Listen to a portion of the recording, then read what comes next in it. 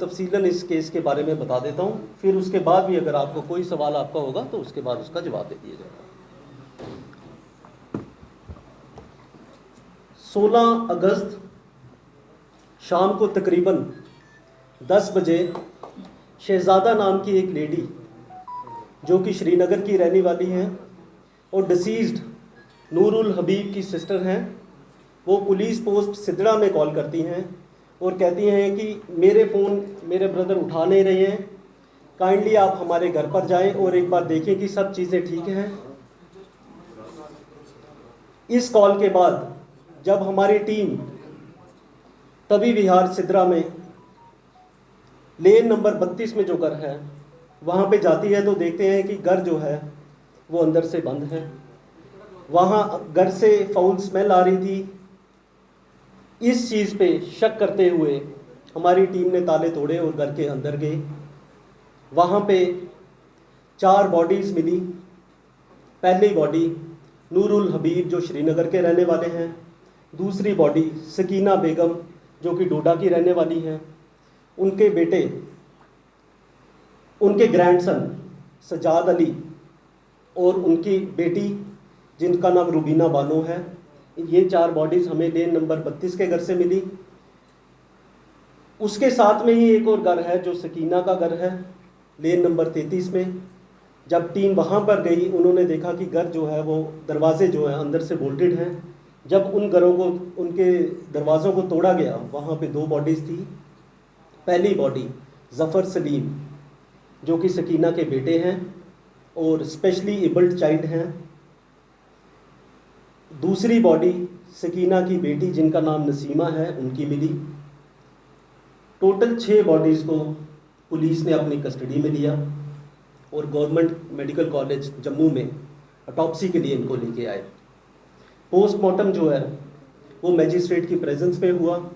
Postmortem पूरा videograph हुआ है और बोर्ड ऑफ डॉक्टर्स से हुआ है। उसके बाद विसरा के सैंपल्स जो हैं केमिकल एग्जामिनेशन के लिए एफएसएल में भेजे गए हैं, जिसकी रिपोर्ट अभी तक अवेटेड है। इसमें सिट कॉन्स्टिट्यूट हुई और सिट को हेड किया संजय शर्मा साहब, एसपी रूरल जम्मू, जो मेरे साथ मौजूद हैं। सिट के मेंबर्स रहे SDPO Nagrota, SHO Nagrota, incharge police post सिदड़ा।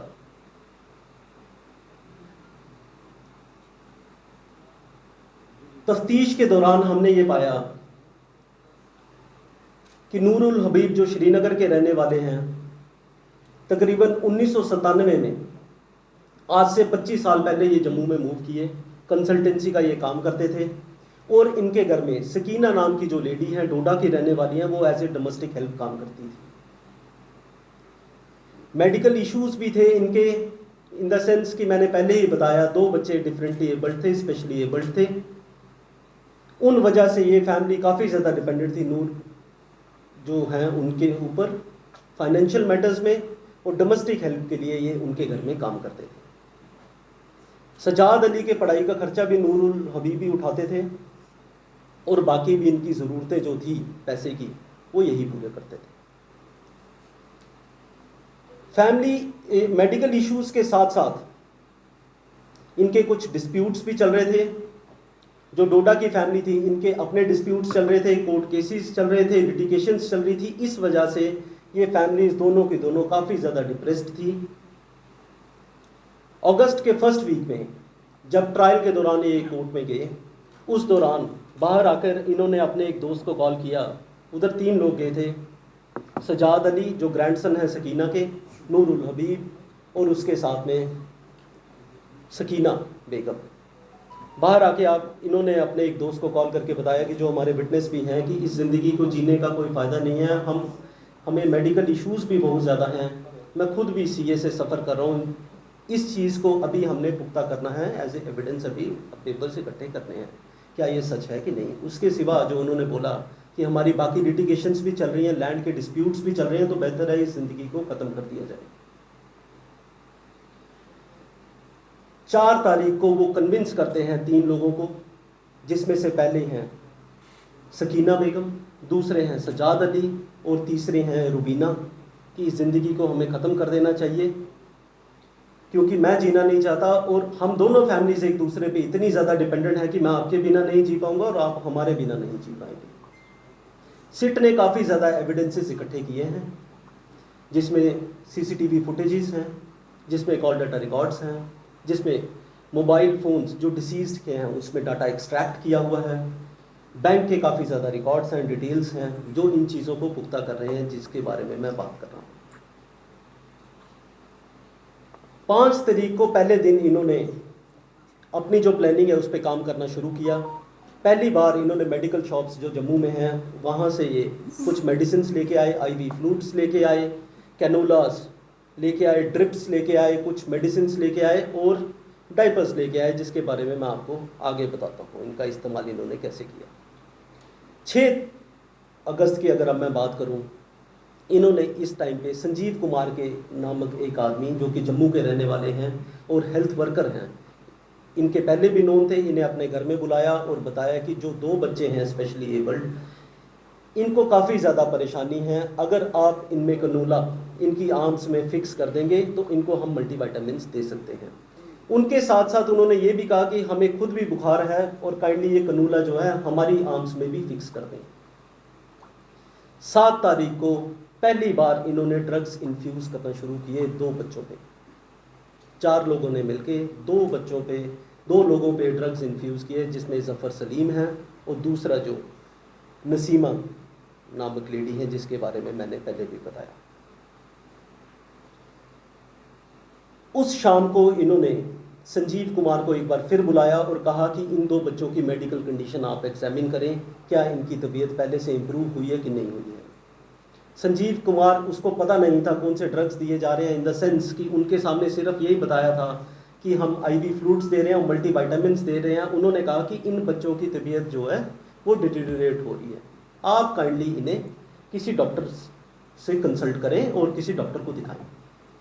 7 तारीख को ही ये एक आदमी जिसका नाम विजय कुमार है, जो बाई प्रोफेशन एक प्लम्बर है, उनको बुलाते हैं नूरुल हबीब अपने घर पे और उन्हें ये थोड़ा सा तफसीलन समझा देते हैं कि हम अपनी ज़िंदगी ख़त्म करने जा रहे हैं, तो काइंडली जो 33 नंबर लेन में घर है उसके पीछे आप एक पिट खोद दें, एक खड्डा खोद दें जहाँ पे 2 बॉडीज़ को बरी किया जा सके।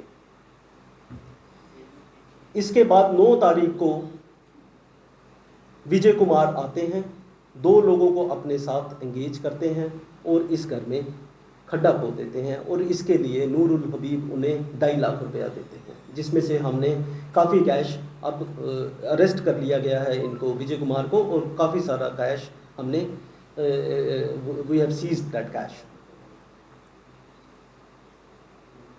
12 तारीख को इसके बाद हमारी तफ्तीश के हिसाब से, जबकि अभी पूरी रिपोर्ट्स आना बाकी हैं, 2 लोगों की डेथ हो गई थी, जिसमें से पहले जो शख्स थे उनका नाम है जफ़र सलीम और जो दूसरी लेडी हैं जिनका नाम है नसीमा। उसी दिन इन्होंने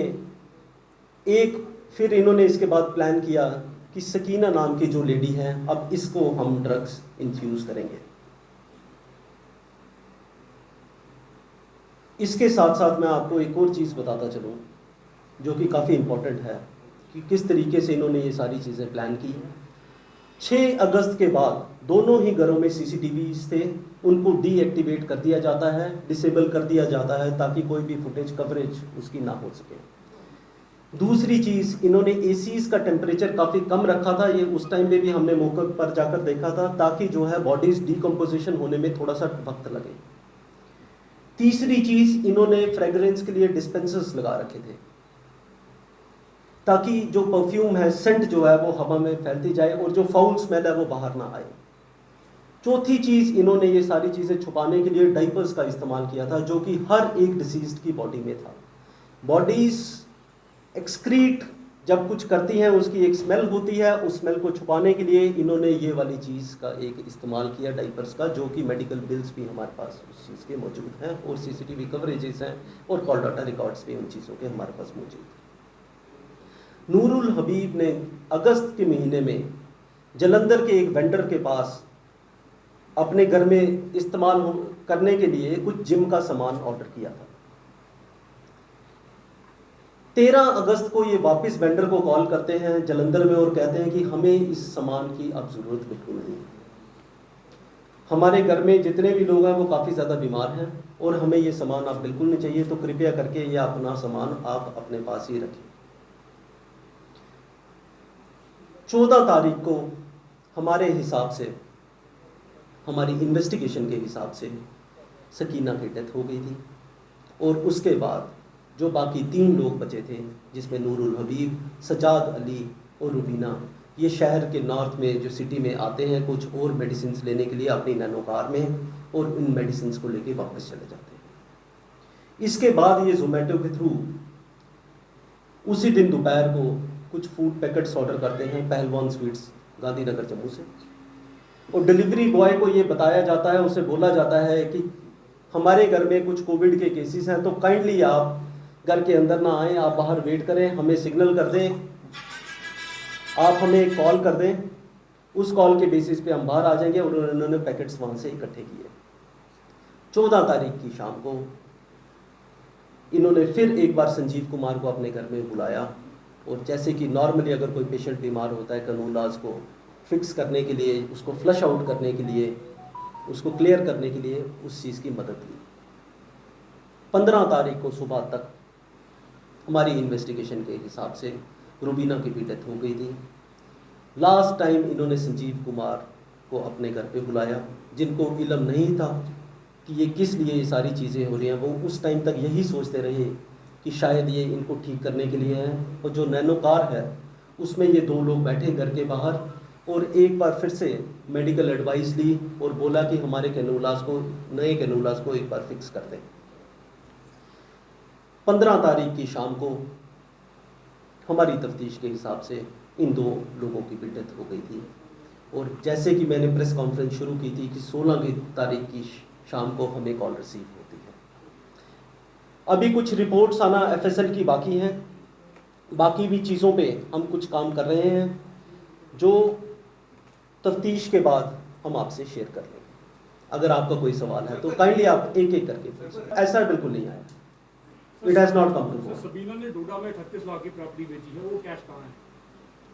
वो कैश इन्होंने यूज़ किया है। ये घर भी खरीदा है इन्होंने, जो 33 नंबर लेन में है, जिसका मैंने जिक्र किया।